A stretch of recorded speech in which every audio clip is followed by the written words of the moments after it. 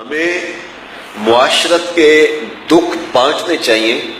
لیکن دکھ بانٹنے کے نام سے کوئی ایسا قدم نہیں اٹھانا چاہیے جس سے کسی کے لیے اذیت کا سامان ہو۔ تو کسی پھنسے ہوئے کی گردن چھڑانا، کسی غریب کی بیٹی کی شادی کا اہتمام کر دینا اور جہیز کی رسم بہر صورت جاری ہے، اس کے خلاف ہمیں عملی کوشش کرنی چاہیے، اور سرے دست اگر یہ ختم نہیں ہو پا رہی تو ہم اتنی دیر تک اس کوشش کو جاری رکھیں کہ ہم غریبوں کی بیٹیاں ان کی دہلیز سے جو ہے وہ پیا گھر بھیجنے کا اہتمام کریں، لیکن یہ مہربانی کریں کہ غریب کی بیٹی کا تماشا نہ بنائیں اور ان کو اخباروں کی زینت نہ بنائیں، چپکے سے تنہائی سے ان کی مدد کریں۔ میرے حضور نے ارشاد فرمایا کہ 7 اشخاص ایسے ہیں قیامت کے دن جب کوئی سایہ نہیں ہوگا، اللہ ان 7 کو اپنے عرش کا ٹھنڈا سایہ عطا فرمائے گا۔ ان میں سے ایک شخص کا ذکر کرتے ہوئے فرمایا وَرَجُلٌ تَصَدَّقَ بِصَدَقَةٍ فَأَخْفَاهَا حَتَّى لَا تَعْلَمَ شِمَالُهُ مَا تُنْفِقُ يَمِينُهُ، جس نے صدقہ کیا اور اتنے مخفی انداز سے کیا کہ جو دائیں ہاتھ نے صدقہ کیا بائیں کو اس کی خبر نہ پہنچی۔ تو کہا ایسے شخص کو قیامت کے دن جب کوئی سایہ نہیں ہوگا، اللہ اپنے عرش کا ٹھنڈا سایہ نصیب فرمائے گا۔ تو اس بات کا خیال رکھا جائے اور پھنسے ہوئے لوگوں کی گردن چھڑائی جائے، غلاموں کی آزادی کے سامان کیے جائے، مقروضوں کا قرض اتارا جائے، دکھیوں کے دکھ دور کرنے کے لیے کوشش کی جائے۔ یہ مشکل گھاٹی ہے، چونکہ نمائش تو ہم لگا سکتے ہیں اور اس سے میڈیا پر بھی خبریں آ جائیں گی، تشہیر بھی ہو جائے گی، اخبارات میں تصویریں بھی چھپ جائیں گی، لیکن مخفی انداز سے کہ کسی دوسرے کو کانوں کان خبر نہ ہو تو یہ آسان کام نہیں ہے، یہ نفس کے اوپر بہت زیادہ شاق ہے۔ اس لیے کہا کہ مشکل گھاٹی یہ نہیں چڑھتا، اور مشکل گھاٹی ہے کیا؟ فَكُّ رَقَبَةٍ، کسی پھنسے ہوئے کی گردن کو چھڑانا ہے،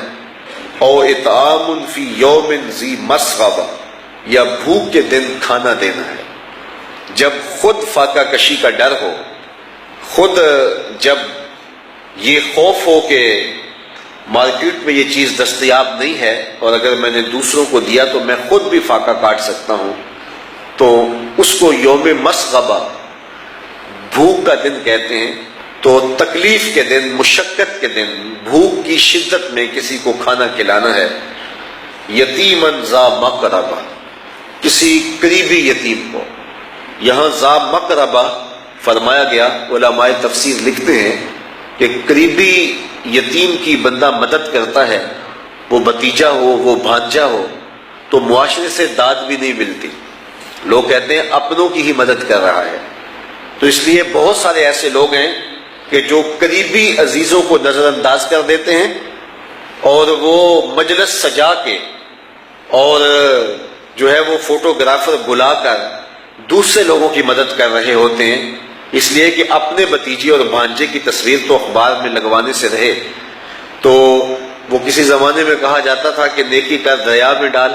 اور اب یہ ہے کہ نیکی کر اخبار میں ڈال، تو نیکی کر چینل میں ڈال۔ تو اب وہ اپنے قریبی رشتہ دار کی، بھانجے کی، بھتیجے کی تصویر تو کوئی لگوانے سے رہا، تو ان کو نظر انداز کر دیا جاتا ہے، اور جہاں سے داد ملنا ہوتی ہے وہاں مدد کی جاتی ہے۔ قرآن نے کہا کہ مشکل گھاٹی یہ ہے کہ جو قریبی یتیم ہے اس کی مدد کی جائے، بلکہ ایک روایت میں آتا ہے کہ بہترین صدقہ وہ ہے جو ایسے رشتہ دار کو دیا جائے جو تم سے ناراض ہو، جو ناراض ہے تم سے،